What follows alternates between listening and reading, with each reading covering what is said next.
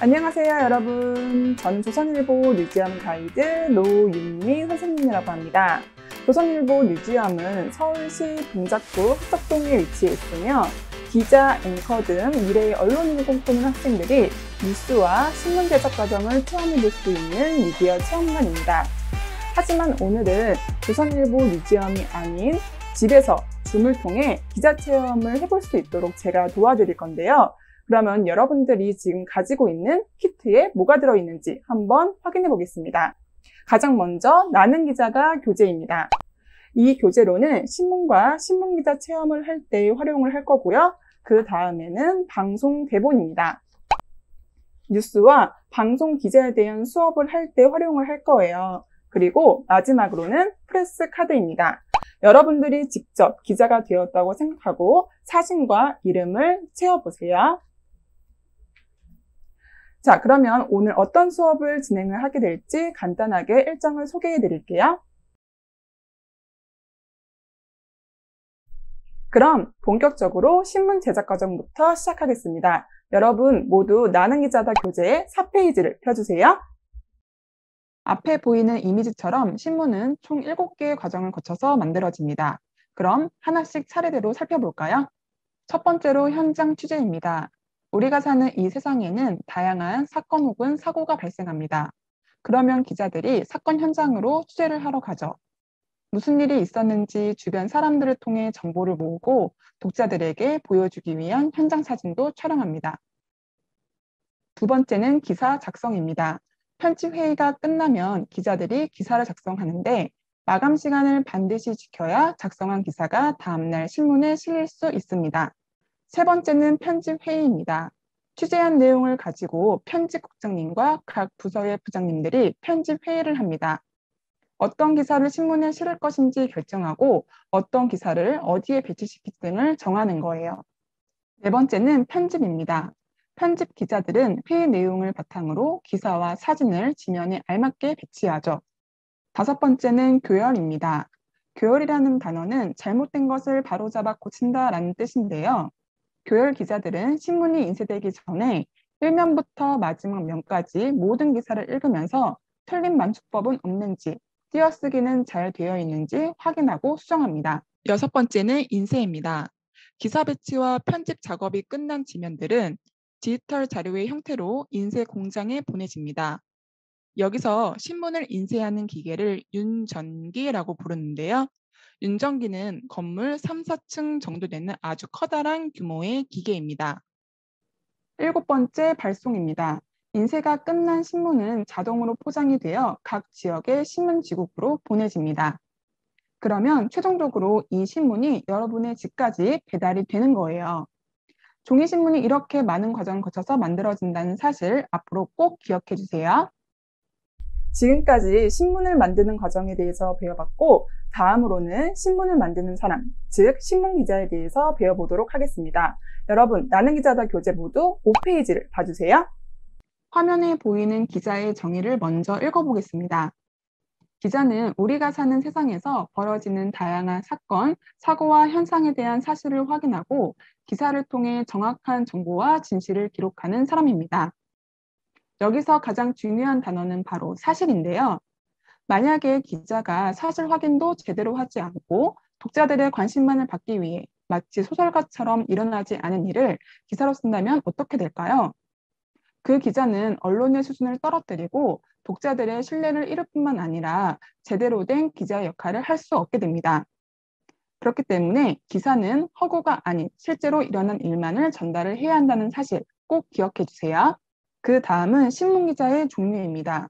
신문기자는 크게 4종류로 나눠볼 수 있는데요. 차례대로 살펴보겠습니다. 먼저 취재기자입니다.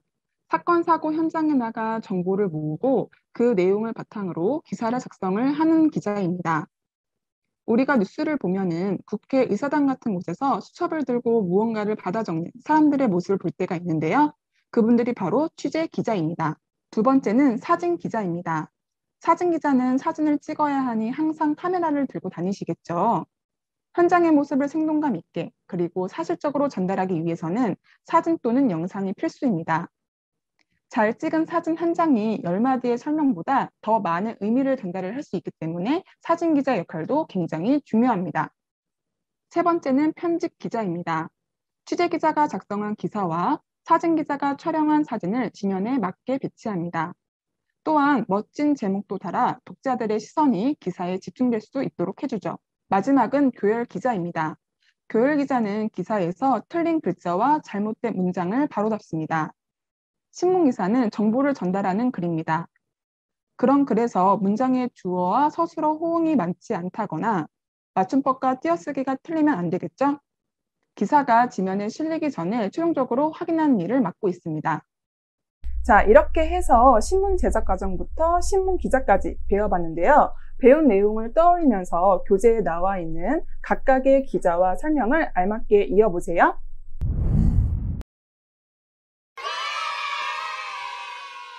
여러분, 잘 따라오고 있나요? 신문과 기자에 대해서 점점 더 가까워지는 시간이 되었기를 바랍니다. 그럼 다음으로는 취재란 무엇이고 취재는 어떻게 하는 것인지 배워보도록 하겠습니다. 모두 나는 기자다 교재 7페이지를 펴주세요. 먼저 취재란 무엇인지 설명을 한번 읽어볼게요. 취재란 기자가 신문기사를 쓰기 위해 자료를 모으는 과정입니다 라고 적혀져 있는데요. 목격자 인터뷰나 사진 촬영 등 다양한 방법으로 자료를 모을 수 있습니다. 그리고 그 아래에는 현장 취재를 하기 위한 방법 4가지가 나와 있는데요. 하나씩 볼게요. 첫 번째는 취재 포인트입니다. 현장에 가기 전 취재 포인트가 무엇인지 그 내용에 대해 잘 생각해 봐야 합니다. 포인트를 제대로 잡지 않고 무작정 현장에 나갈 경우 조사를 하다가 기사 작성의 방향을 잃을 수가 있기 때문에 어떤 포인트로 취재할 것인지 확실하게 정해야 합니다. 두 번째는 손품 발품입니다. 취재는 발로 뛰는 활동입니다. 부지런히 현장을 돌아다니면서 최대한 많은 자료를 확보해야 합니다. 예를 들면 사건, 사고 현장에 있었던 목격자들과의 인터뷰를 통해 당시 상황을 알아내는 것이죠. 세 번째는 메모와 기록입니다. 아무리 많은 자료를 모았다고 하더라도 기록으로 남기지 않으면 의미가 없습니다. 반드시 꼼꼼하게 메모하고 현장 사진도 찍고 녹음까지 해둔다면 잊어버릴 일이 없겠죠. 마지막 4번째는 재확인입니다. 확보한 자료들이 모두 사실인지 확인하고 또 확인해야 합니다. 앞에서 배웠던 것처럼 기사는 정보를 전달하는 글이에요. 그렇기 때문에 기사가 나가기 전에 사실 그대로 쓰였는지 확인하는 작업이 굉장히 중요합니다. 이제 여러분 교재 7페이지의 아래쪽을 볼게요. 좋은 기사글을 쓰기 위한 방법에는 여러 가지가 있습니다. 하지만 그 중에서도 가장 중요하고 가장 기본적인 원칙이 바로 6화 원칙입니다. 누가, 언제, 어디서, 무엇을, 왜, 어떻게 6가지를 생각하면서 글을 쓰면 더 정확하고 효율적으로 쓸 수 있을 뿐만 아니라 글을 읽는 사람들도 더 이해하기 쉽습니다. 자, 여러분 교재 8페이지를 보면은 여러분들이 기사를 작성을 할 수 있는 칸이 마련이 되어 있습니다. 수업이 끝나면은 방금 배운 취재 요령과 글쓰기 방법을 떠올리면서 원하는 주제에 한 가지를 골라 자유롭게 취재하고 여러분들만의 기사를 완성해 보세요. 예를 들어서 우리 학교나 혹은 내가 살고 있는 동네를 소개를 한다거나 관심 있는 사회 이슈에 대해서도 취재를 해보는 것이 좋습니다. 너무 어렵게 생각할 필요 없어요. 여러분들이 작성한 기사를 가족이나 친구들에게 설명을 해준다고 생각하고 기사를 완성하는 데에 집중해 보세요. 기사를 쓰기가 어렵다면 신문을 읽어보면서 감을 잡아보는 것도 좋습니다. 그리고 기사를 다 쓴 후에는 맞춤법과 띄어쓰기가 잘 되어 있는지 확인하면 더 좋겠죠. 자, 지금부터는 방송기자 체험을 해보도록 할 건데요. 뉴스와 뉴스를 만드는 사람들에 대해서 배워보도록 하겠습니다. 여러분 모두 이렇게 생긴 방송 대본을 준비를 해주세요. 그럼 가장 먼저 뉴스란 무엇인지 배워보도록 하겠습니다. 여러분 방송 대본 첫 페이지를 펼쳐주세요. 뉴스란 소식을 전달하는 방송 프로그램입니다. 취재 현장을 사실적으로 카메라에 담을 뿐만 아니라 인터뷰 등 다양한 영상을 통해 보도하는 것이 특징입니다. 우리가 좀 전까지 체험했던 신문은 글과 사진으로 소식을 전했지만 뉴스는 영상으로 소식을 전하기 때문에 더욱 생생하게 느껴지죠. 그리고 뉴스는 이른 아침부터 늦은 저녁까지 하루에도 여러 차례 방송되기 때문에 그날의 새로운 소식들을 계속해서 사람들에게 전할 수가 있어요. 그렇다면 이런 뉴스는 어떻게 만들어질까요? 뉴스는 총 5단계에 걸쳐서 제작이 됩니다. 먼저 보도국 편집 회의입니다. 신문기자와 마찬가지로 방송기자도 무작정 현장에 나가 취재하지 않습니다. 사전에 기자들이 모여 어떤 내용이 화두에 있는지, 무엇을 취재할 것인지 미리 얘기를 나눕니다. 그렇게 해서 취재 계획을 세우는 거죠. 두 번째, 취재입니다. 취재 계획에 따라 기자는 현장에 직접 나가서 취재를 합니다. 세 번째, 리포트 작성을 합니다. 취재한 내용을 어떻게 소개할지 생각하며 대본을 작성하는 거예요. 정확한 정보를 사람들이 알기 쉽게 전달하는 게 아주 중요한데요. 이건 뒤에서 좀 더 자세히 살펴볼게요. 리포트 작성이 끝나면 네 번째로 편집을 하는데요. 기사 대본을 따로 녹음하거나 화면을 어떤 영상으로 채울지 등을 정하게 됩니다. 편집까지 모두 마치면 마지막으로 뉴스가 방송을 통해 나가게 되는 거예요. 우리가 매일 본 뉴스는 이렇게 탄생하는 것이랍니다. 자, 그러면 뉴스를 만드는 사람은 누구일까요? 앞서 방송기자도 얘기했지만 그 외에도 여러 사람들이 함께 뉴스를 만듭니다. 먼저 뉴스를 진행하는 사람, 앵커가 있죠. 그리고 여러 소식을 전해주는 방송 기자들, 예를 들어 해외 특파원이나 현장 기자 등이 있습니다. 그리고 뉴스 화면에는 보이지 않지만 여러 사람들이 함께 뉴스를 만들고 있어요. 뉴스 기획과 연출을 담당하는 PD, 촬영 업무를 담당하는 카메라 감독, 영상, 음향, 조명 등 여러 기술적인 업무를 담당하는 기술 감독이 있습니다. 자, 여러분, 이렇게 많은 사람들이 모여서 한 편의 뉴스를 만든다는 사실 정말로 신기하죠? 자, 그러면 지금 교재에 나와 있는 뉴스를 만드는 사람들과 하는 일을 각각 알맞게 연결 지어 보세요. 여러분들이 선생님 설명을 잘 들었다면 쉽게 할 수 있을 겁니다.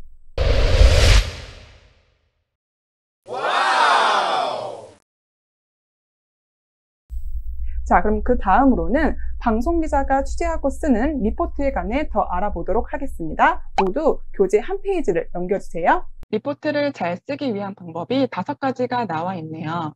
하나씩 살펴볼게요. 첫째, 시청자들이 무엇을 궁금해할까 생각하며 씁니다. 이 말은 뉴스에 꼭 담겨야 할 정보와 그렇지 않은 정보를 구분하고 쓰는 것을 말해요. 뉴스는 방송 시간이 정해져 있기 때문에 시청자에게 도움이 되는 꼭 필요한 정보만을 다뤄야 합니다. 둘째, 수치를 최소화하고 단문으로 씁니다. 너무 많은 수치가 나오면 사람들이 이해하기 힘들 수 있어요. 이건 예시를 들어서 설명해 줄게요.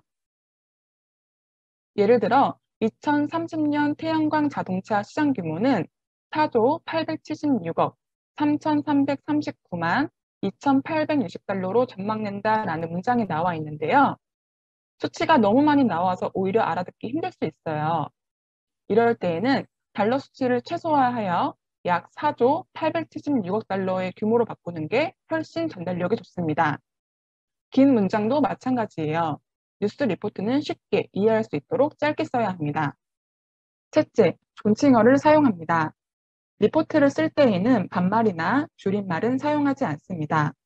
이것도 예시를 들어 설명해 줄게요. 예를 들어 방송기자가 불꽃축제 소식을 전하는데 마치 친구에게 이야기하듯이 오늘 여의도에서 불꽃축제가 개막했어 라고 한다면 뉴스를 보는 시청자들은 굉장히 당혹스럽겠죠.